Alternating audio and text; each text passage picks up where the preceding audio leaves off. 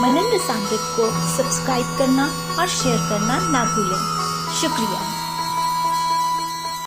बंधुओं, पिछले वीडियो में हमने श्रवण किया कि माँ ने कान्हा को ओखल से बांध दिया और स्वयं कामकाज करने घर के अंदर चली गई।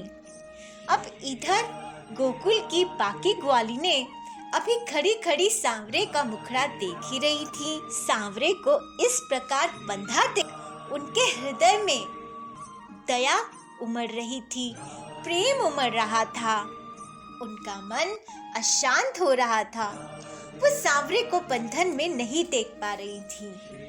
अब सब एक एक करके माँ यशोदा को आवाज लगाने लगी और कहने लगी। एक ने कहा, जसोदा ए तो कहा रिसानी, कहा भयो जो अपने सुत पे मही डरी परी मथानी, रोश ही रोज भरे त्रिक तेरे फिरत पलक ना पानी। यशोदा जी, तुम क्यों इतना क्रोध कर रही हो? कन्हैया द्वारा दही का मटका गिराने से क्रोध मत करो। हमारे यहाँ तो रोज ही गिरा के जाता है। देखो तुम्हारे नेत्र भी डबडबा गए हैं। दूसरी कहने लगी, कहो तो माखन ल्यावे घरते, अकारण तू छोड़ती नाही, लकुट न डारती करते। यशोदा, कहो तो माखन अपने अपने घर से ला दे तुम्हें। माखन के कारण तुम सांवरे को खोलती नहीं हो, ना ही हाथ की छड़ी को एक और रख रही हो। सुनहु महरी ऐसी न बूझिए, सकुची गयो मुख डरते। ब्रजरानी, तुम्हें ऐसा नहीं करना चाहिए। तनिक देखो तो शाम का चेहरा कितना मुरझा गया है।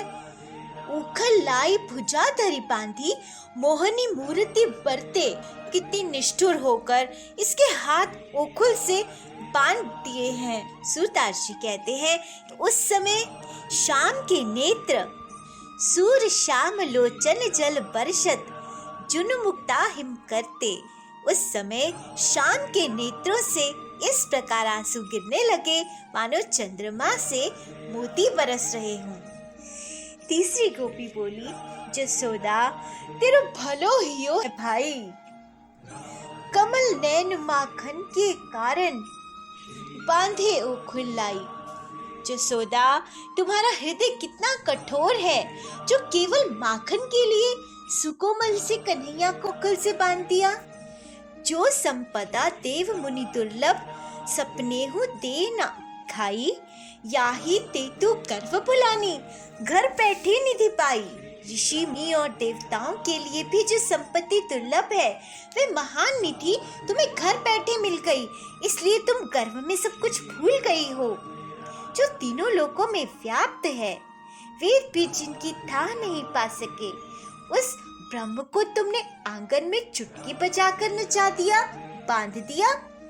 तब काहू सुत रोवत देखती और लेती ही अलाई, अब अपने घर के लड़िका सो इति करती निष्ठुराई। जब तुम्हारा पुत्र नहीं था तब किसी के भी पुत्र को गले से लगा लेती थी, लेकिन आज अपने पुत्र के प्रति इतनी निष्ठुर हो गई हो।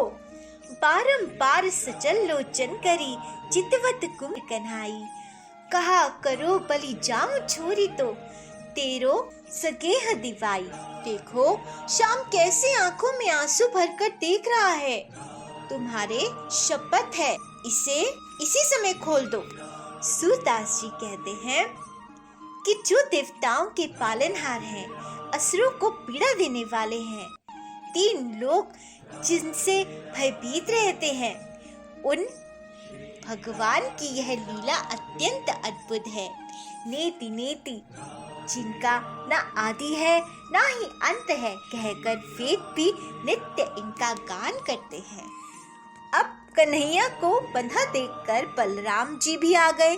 उन्हें भी अच्छा नहीं लग रहा था कि छोटे से प्यारे से नन्हे से कान्हा इतनी निष्ठुरता से बांधे गए हैं। वो भी माँ से कहने लगे, कौन कांच धन दूध दही है, क्षोभ करो कन्हैया।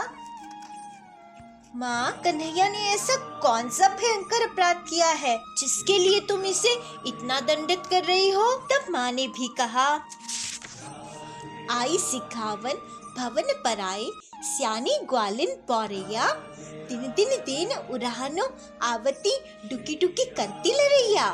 ये गोपियाँ आज बड़ी बुद्धिमान बनकर शिक्षा देने आ गई हैं, किंतु प्रतिदिन यही कन्हैया की शिकायत लगाकर झगड़ती हैं। सूरदास जी कहते हैं कि माँ बड़ी ही सीधी हैं। वे गोपियों के प्रभाव को नहीं समझती, लेकिन श्याम सुंदर प्रेम करने वालों के साथी हैं। गोपियों की प्रीति उनके साथ लगी हुई है।